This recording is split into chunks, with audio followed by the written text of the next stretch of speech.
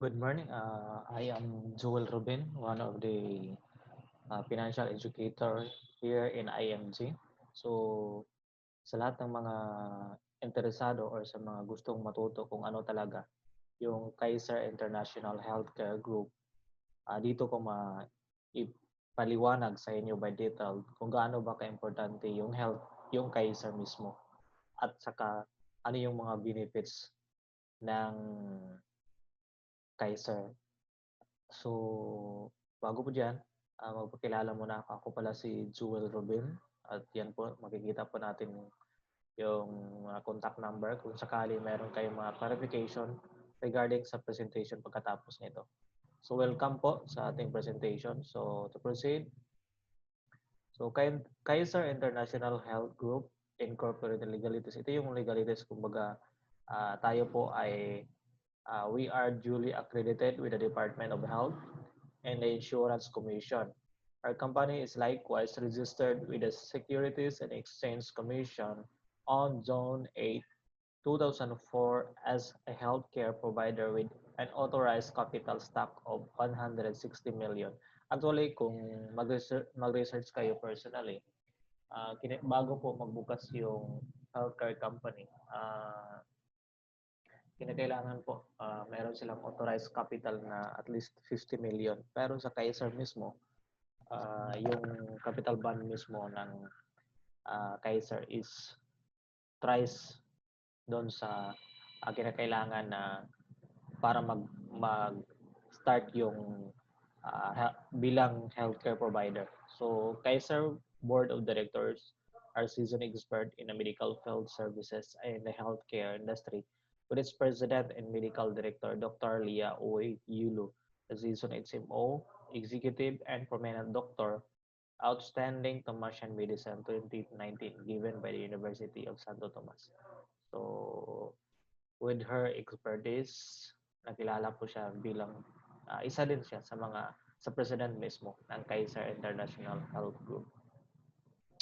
So, the money you save today will save you in the future. Ano ba talaga yung package mismo ng Kaiser? So, ito yun, long-term healthcare, life protection, investment. So, dapat natin i-identify or dapat meron tayong sariling pagre-research. Ano ba talaga yung long-term healthcare? Ano yung life protection? At saka, ano yung ibig sabihin nito ng investment? So, dapat alamin natin yan para at least tayo mismo maka justify sa sarili natin na gaano pala ka-importante ang Kaiser sa buhay natin. So, here also, in building solid financial foundation, we have to realize or we have to ask ourselves, sana ba tayo ngayon? Hindi alam naman natin, hindi tayo habang buhay magtatrabaho at saka walang taong nakakaalam hanggang kailan tayo mamumuhay dito sa mundo. At saka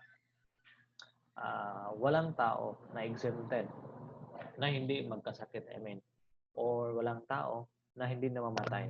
Walang tao na habang buhay siya hindi tumatanda. So, in building solid financial foundation, dapat natin alamin kung ano yung mga kinakailangan nating i-develop or ano yung kailangan natin i-consider.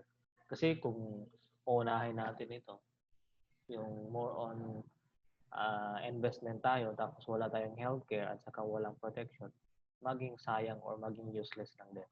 So dapat, like in building solid financial foundation, dapat talaga na kinakailangan natin solid yung foundation. Dapat ito yung inauna natin, healthcare. At saka, ito yung income protection. So, ano ba yung healthcare? So, dapat kung meron tayong mga experience na nakapunta tayo ng mga hospital na meron silang mga accredited na HMO, meron ding mga health, meron ding mga HMO, yung mga company provided, yung habang tayo ay nagtatrabaho or connected connected pa sa kanilang company, meron tayong mga free HMO. So maganda din yan. Pero sa Kaiser mismo, yung sa atin is for long term po. So, ayun yun, kinakailangan natin i-consider. At saka sa itong life, or income protection or life insurance, ito ay kasama na din sa Kaiser. Bakit kailangan yung life insurance? Para kasi, kunyari meron tayong, yung si member mismo, may masamang mangyayari sa kanya, ito yung pwedeng gamitin sa family mismo, sa mga naiiwan. So, at ayun, ito yung mga kinakailangan natin i-consider. At saka ito na dapat natin pag-uunan ng pansin or dapat natin i-consider paano ba natin to ma-build. At saka, kasama na din sa benefits ng Kaiser is yung investment. So, kumbaga, dahil nga si Kaiser is 3-in-1 meron na siyang healthcare, yung kumbaga magkasakit tayo, automatic meron tayong magagamit. Hindi na tayo kailangan pang umuutang or kailangan pang magpipila doon sa PCSO or sa DSWD para manghingi ng tulong. Income protection, ang halagahan nito is kunyari mamatay yung breadwinner or si member, meron pa rin magagamit to sustain the needs of the family or kumbaga yung mga beneficiary. At saka, yung investment, ang kagandahan ng Kaiser is after ng maturity period is after payment is mag-gain na siya ng interest. Kumbaga, tayo mismo nasa atin nasa atin tayo mismo mag-decide kung gusto ba natin i-withdraw lahat yung maturity amount ng kung magkano yung figure na during maturity years. So, nasa atin na din yun. So, ayun, pinaka-importante na dapat in building solid financial foundation, kinakailangan unahin natin itong healthcare, income protection, at investment. Huwag natin unahin yung investment kasi kung meron tayong inuuna natin yung mga bahay, yung yung yung mga lupa, binibili natin ng mga lupa, pero wala tayo nito.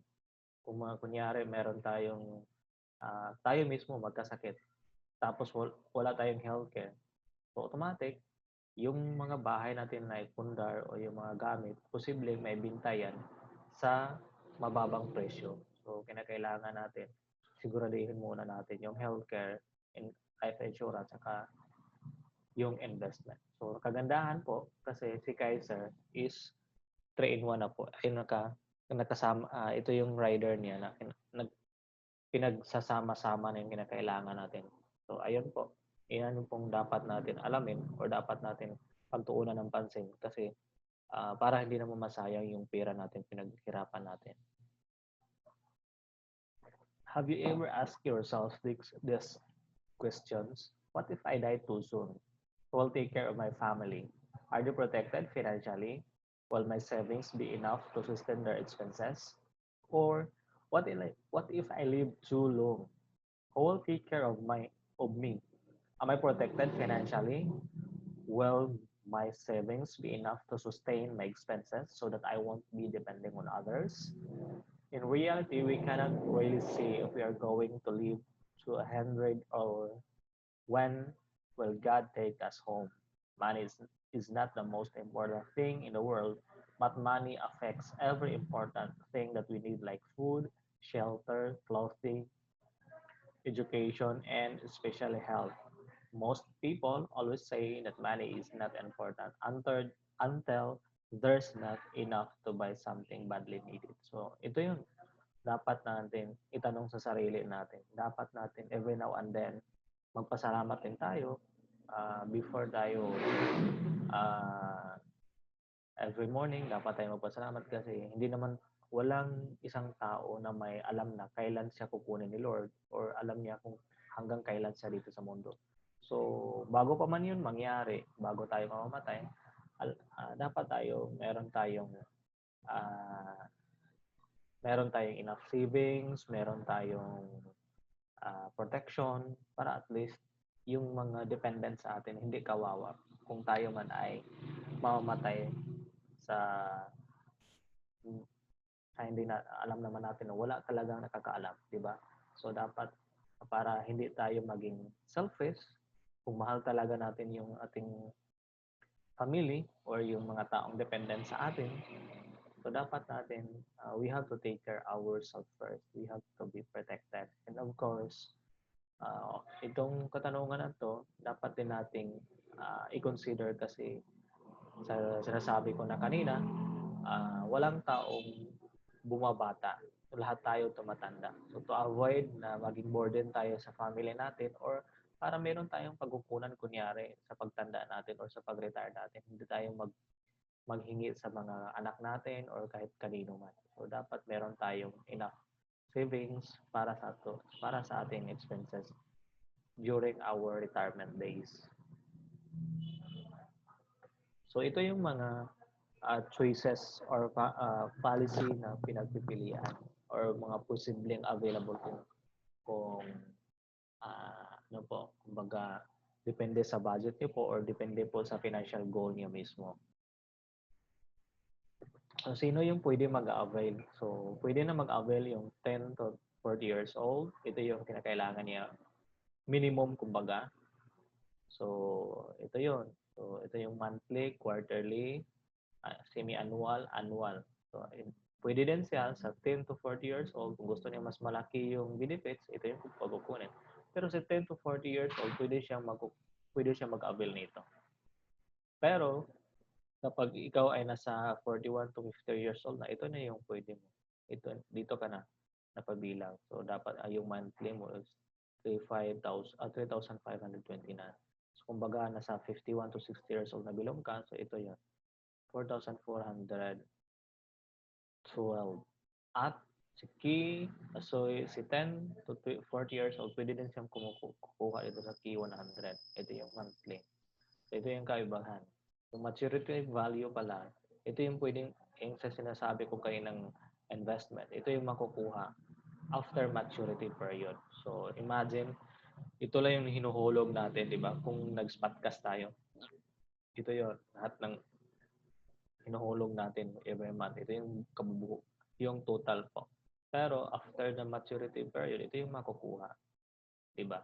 So, malaki yung growth po, kung ibig sabihin. So, nasa atin na yon kung ano yung gusto natin. Depende sa financial goal natin. Kung gusto natin malaki yung benefits, lakihan din natin pag-avail ng policy plan. So, wag tipirin sarili natin para naman din to sa sarili natin. So, if you can save 196 per day, ito yung pwede mong ma-avail. For hospitalization, 60,000. Kunyari, mamamatay tayo. Sa natural death, ito yung ma-avail sa yung mga beneficiary. So, 450. Makukuha nila kaagad ito. At saka, kunyari, mamamatay tayo sa accident death, ito yung maging double yan. So, maging 900,000. So, after maturity period, ito yung makukuha. Kung gusto niyo ring i-withdraw yung lahat ng total na amount na ito, pwede.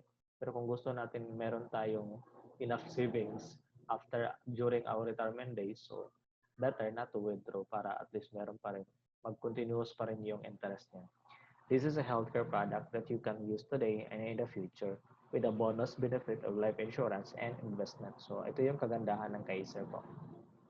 So kung gusto mo lang yung minimum talaga, kapag ikaw ay nasa 10 to 40 years old, ito din yung benefits niyo po. So yung monthly mo is only 2,647 at saka kung gusto natin mag-annual, ito yon yung amount 26,470. So kunyari, kukunin tayo ni Lord ng maaga, meron ma-avail yung family natin na 202,500. Maging double ito kung maging accident death. So ito yung makukuha ng family kung accident death. So yung kagandahan nito, ito yung mga benefits, yung free examination, dental benefits, room and board benefit, at saka yung hospitalization, ito yung ma-avail natin, 50,000. So ang kagandahan nito sa hospitalization is walang pinipiling sakit as long as doon ka nag-confine sa mga accredited hospitals. Maturity and benefit, ito yun. Kunyari, after maturity period, gusto nating i-withdraw, ito yung pwede nating ma-withdraw. So, kung gusto nating i-withdraw lahat, pwede. Pero, ang kaibahan lang, kung i-withdraw natin lahat, wala na tayong ma-avail pa ng yung mga benefits mismo ni Kaiser kasi zero na yun yung policy natin. So, kailangan pag-isipan natin bago tayo kumuha para at least para clear sa atin para saan ba ito for your Basta isipin natin, hindi tayo palaging bumabata. So, dapat during retirement days is meron na tayong enough savings o pagkukunan, di ba? So, ang kagandahan nito kapag hindi natin i-withdraw is mas lalaki pa po ito. Kasi meron tayong sinasabi, 8 to 10 percent po yung growth ng ating investment po. So, for example, doon sa Key 100, ito yon. Ito pala yung mga benefits. Annual physical examination, yearly po ito, dental benefit. Ito po ay sa Key 100 po. Annual benefit, basic medical benefit, waiver of installment due to death, waiver of installment and premiums due to total. And so, kagandahan po. Kasi kung mapag-alaman talaga ni Kaiser na hindi na tayo makapagbayad pa dahil nga sa aksidente na ating experience. So, pwede na doon may waive at saka yung term life insurance, accidental death and dismemberment, family assistance service. So, pwedeng magamit din sa mga beneficiary natin. So, ayan po yung kagandahan mismo ng Kaiser. So, bakit po palagi namin pinopromote yung Kaiser? Kasi nga, di ba, sa PhilHealth, maganda naman po kung meron tayong PhilHealth. Pero, sa yung kaibahan natin, kung tingnan natin, tayo mismo yung mag-analyze. Sa PhilHealth po, hanggang 6 years old po tayo magbabayad.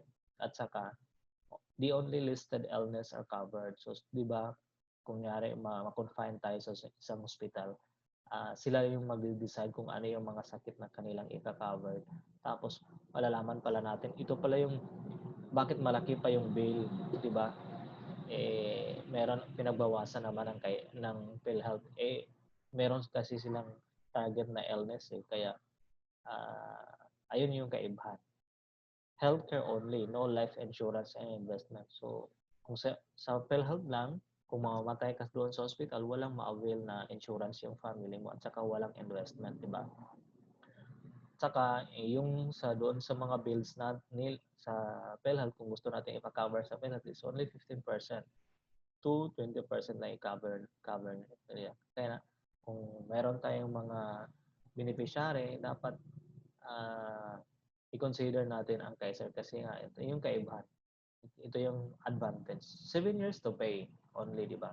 So, magbabayad lang tayo within 7 years, all illnesses covered. 3-in-1 package pa kasi meron na siyang life insurance, investment, saka healthcare. Covers hospital bills depending on the annual benefit limit benefits. So, access to over 500 hospitals, 800 clinics, and 10,000 doctors network of Kaiser Unlimited. Unlimited consultation with all branches and clinics of Kaiser Medical Center with family assistance, transferable to principal beneficiary in case of death, free annual check-up, and many more. So, ayun po, ang kaibahan. O ito yung kagandahan ng Kaiser mismo. So, dapat tayo ay magsimula na kaagad mag-save para hindi masayang yung pera natin pinagkitaan, di ba? So, to be informed, sa lahat ng mga insurance company po sa Pilipinas, si Kaiser lang po ang nag-iisang insurance company or siya lang po ang merong Kaiser Medical Center. So, ito yung mga addresses na kung pwede tayong mag-avail sa unlimited consultation.